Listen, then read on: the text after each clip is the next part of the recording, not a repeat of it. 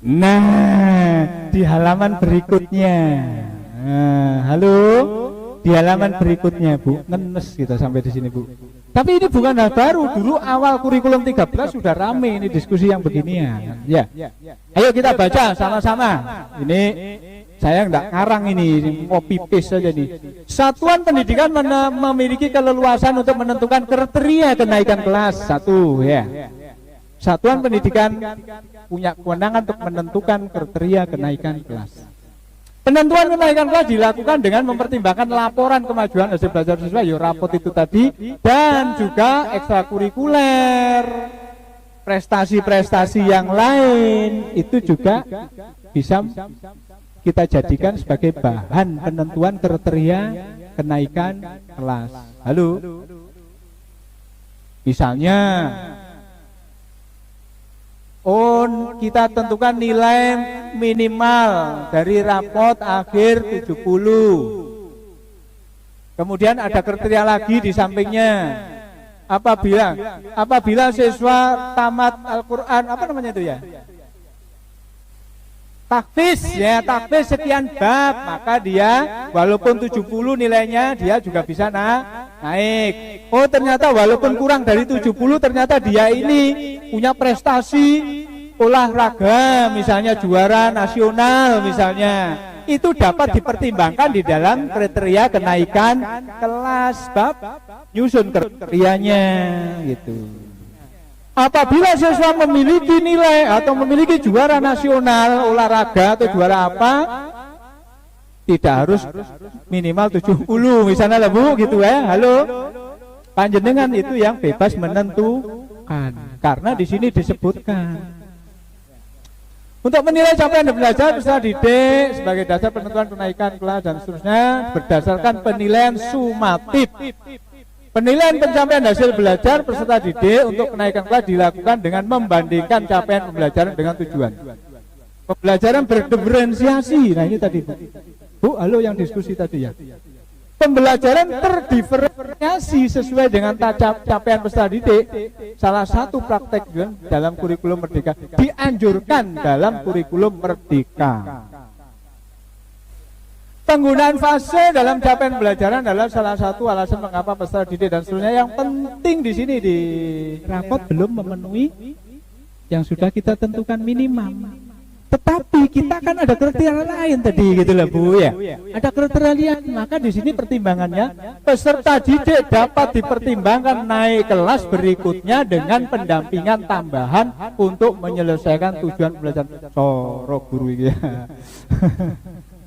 Halo. Jadi di sini artinya walaupun dia kurang secara capaian, sekolah dapat mempertimbangkan dia untuk naik kelas. Judulnya, kesimpulannya di dalam kurikulum Merdeka ini sepertinya tidak ada siswa yang tidak naik kelas. Karena kita sudah melakukan formatif untuk memperbaiki. Formatif ini, caraku sing salah. Formatif ini arek gak iso maca. Formatif ini arek gitu kan ya. Iya. Coba kita lihat lagi, ini contoh isu ya. Ini contoh isu ya. Halo. Tapi kembali lagi bahwa satuan pendidikan punya kewenangan menentukan kriteria. Ya.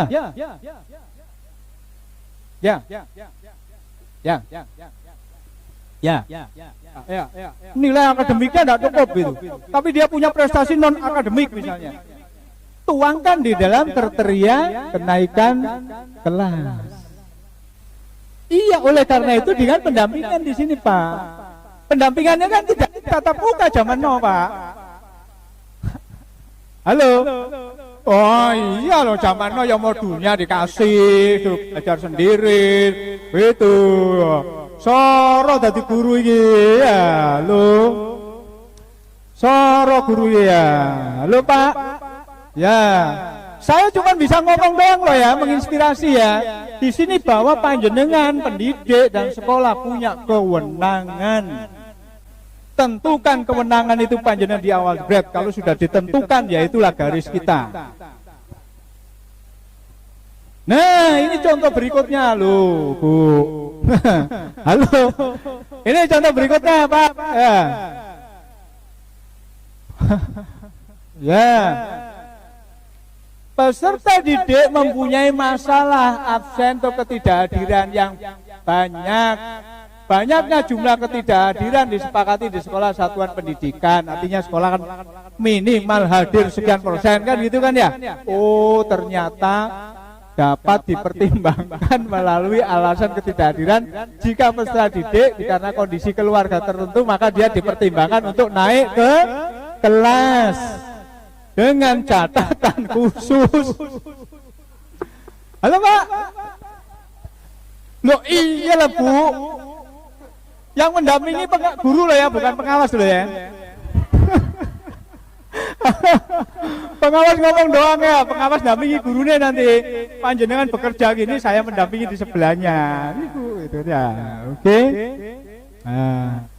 Jika alasan ketidakhadiran karena malas, meskipun kecil kemungkinan untuk naik kelas, peserta didik tetap dapat dipertimbangkan naik kelas. Loh.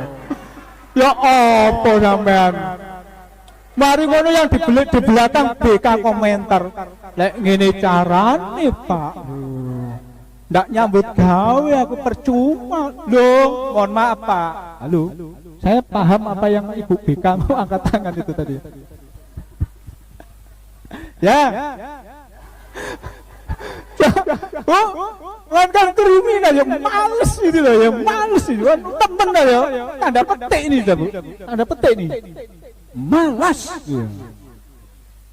Gimana ya kurang lebih begitulah Bu ya kriminal tapi ternyata dia juara bola nasional lempar lembing dapat emas membawa nama baik sekolah. Apakah panjenengan tego arek gak usah naik kelas?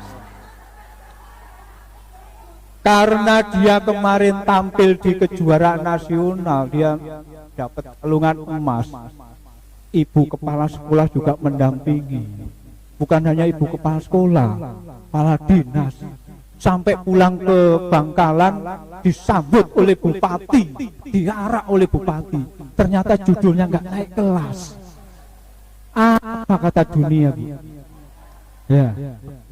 Halo, apakah kemudian tidak naik kelas itu bisa menentukan nasibnya dia ke depan? Belum tentu juga kan? Belum tentu juga kan? Ya. Halo. Ya Pak. Mana? Ya. Mohon maaf semua karena saya guru yang agak aneh ya. Apakah hal seperti ini tidak akan menjadi bumerang bagi negara kita? Yang pertama adalah kita harus sadar bahwasanya memang karakter anak berbeda tapi prinsip dasar itu harus sama. Satu, contoh saja, kalau kita membuat rendang, kita membuat soto, kita membuat adun, bumbu dasarnya sama. Apa itu? Bawang putih, bawang merah. Iya kan? Nah, kalau kita membimbing mereka untuk menjadi rendang, maka kita tambahi cabai dan juga laos. Ibu lebih tahu lah. Oke.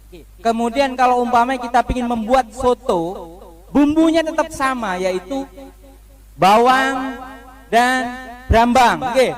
Tapi dipolah dengan yang berbeda. Lah, kalau umpamanya kita menghilangkan prinsip dasar seperti bumbu tersebut yang sebagai dasar, bumbu bawang merah dan bawang putih karena ia adalah seorang atlet, apakah itu akan menjadi bumbu soto? Ini adalah soalnya begini Pak, kita tahu bahwasanya Indonesia merdeka, kemudian setelah itu ada reformasi. Kita harus tahu bahwasanya reformasi di tangan kita sama dengan kita memberikan pisau kepada anak TK. Kita belum siap untuk reformasi, dan itu pun yang terjadi pada kurikulum merdeka kita. Kenapa? Karena anak kita belum siap untuk dimerdekakan, tapi kita sudah bisa memerdekakan. Yang terjadi bukan malah menjadi sesuatu yang hebat, malah akan menjadi bumerang bagi negara kita. Soalnya begini Pak, bagi mereka yang sudah siap seperti negara-negara maju, Amerika yang sudah prinsip dasarnya dengan menggunakan kurikulum merdeka it's okay bagi Amerika. Kenapa? Karena mereka sudah punya dasar yang paling indah. Dan lagi kita mengadopsi kurikulum hanya setengah-setengah, Pak. Contoh, kita berdasarkan Finlandia katanya kurikulum 2013, tapi kita hanya setengah mengambilnya. Kenapa? Karena di Finlandia mereka menggunakan sistem semester, bukan kelas. Kalau seperti itu kan sepertinya kita bunuh diri, Pak. Bukti yang paling otentik adalah kegagalan kurikulum K13. Kenapa? Karena kami menganggap, saya pribadi menganggap kurikulum terbaik adalah KTSP dan CBSA. Dan K13 adalah bunuh diri yang tidak pantas lah seharusnya. Kenapa? Karena kita tidak siap untuk seperti itu, tapi kita ajarkan. Kalau umpamanya kita ingin mengadakan kurikulum merdeka, semuanya juga harus dirubah. Salah satunya adalah sistem kelas menjadi sebuah semester. Ingat Pak G, bisa jadi ini adalah sebuah bumerang. Dan itu tidak mungkin dulu, kata Pak Nuh dan juga semua pembimbing kami. Bisa jadi kata-kata sampean ini 5 tahun lagi bisa menjadi bumerang untuk generasi kita. G, mohon maaf, ini adalah curhat dari saya sebagai guru. Pak Samsul Ma'arif, ya, tepuk tangan buat Pak Samsul Ma'arif, luar biasa ternyata pandangan beliau ini ya. Kasih kemarin juga menyampaikan hasilnya sebuah proses pendidikan itu baru kita ketahui sekian yang akan datang. Itu kata Pak Kasih kemarin ya. Yang kedua Bapak Ibu, dalam hal ini Bapak Ibu sebagai pendidik dan satuan pendidikan diberikan keleluasaan, kewenangan untuk menentukan kriteria. Apabila Bapak Ibu di SMK 2 sepakat misalnya ini menurut saya, maka berlakulah ini gitu loh Pak. Yang pertama. Jadi kita ini diberikan kewenangan sekarang untuk menentukan. Kalau kiranya menurut Pak Samsul dan kawan-kawan ini enggak pantas untuk naik kelas, ya tetapkan itu sebagai kriteria. Kalau sudah ditetapkan sebagai kriteria, pengawas pembina kan tinggal tanda tangan doang Pak, mengetahui gitu loh. Contohnya Pak ya. Jadi Bapak diberi kewenangan gitu ya. Halo? Nah, kurikulum sekarang merdeka ini kita maunya seperti ini ya. Maunya seperti ini. Apakah kemudian tidak menjadi bumerang yang akan datang, generasi yang akan datang? Kasih kemarin jangan tanya sekarang, tanyanya yang akan datang. Siapa yang bertanggung jawab? Gurunya siapa? Gurunya siapa? Pak Samsul itu kan ya. Wah, luar biasa Pak ya. Merdeka. Halo. Ya. Merdeka, tepuk tangan buat Pak Samsul ya. Lalu oleh karena itu tadi kita guru sekarang diberi kewenangan, bukan hanya mulai pada bukan hanya pada titik akhir menyusun kriteria kenaikan kelas, tapi menentukan tujuan pembelajaran pun juga sudah mulai diberikan kewenangan begitu. Kewenangan silakan Bapak Ibu punya kebebasan berekspresi, tentukan masa depan siswa-siswa kita. Setuju saya dengan Pak Samsul ya. Oke, kalau kita kemudian kekeh dengan Pak Samsul, tulis jadi kriteria kenaikan kelas. Apabila ada bla bla bla bla dan seterusnya, wis kenaikan kelas. Ngono lho Pak ya. Guru ya Bapak Ibu ya. Pengawas cukup tanda tangan mengetahui cocok iki Pak. Nanti ke sekolah yang lain lagi tidak sama lagi Pak. Cocok wis iki Pak. Judulnya nanti semua cocok di setiap satuan pendidikan mesti berbeda. Pada saat menyusun modul ini, menyusun ATP kemarin panjenengan sudah harus menentukan. Halo, mana dia? Begitu Pak Samsul ya. Banyak contoh kasus ini di mana tadi? Begitu Bapak Ibu ya. Selamat beraktivitas. Kalau break sambil break di kelompoknya masing-masing. Nanti setelah siang kita desain project profil Pancasila. Terima kasih, kita beri aplaus untuk Pak Syukur. Luar biasa Bapak Ibu, dasar untuk materi hari ini.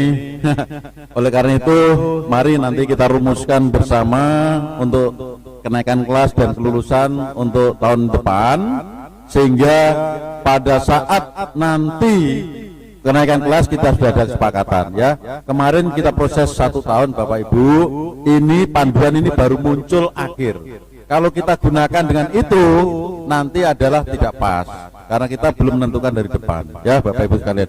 Baik, sekarang pukul 10.00 kita break. Mohon maaf kuenya dalam perjalanan sehingga ini sudah datang. Terima kasih. Merdeka kurikulumnya.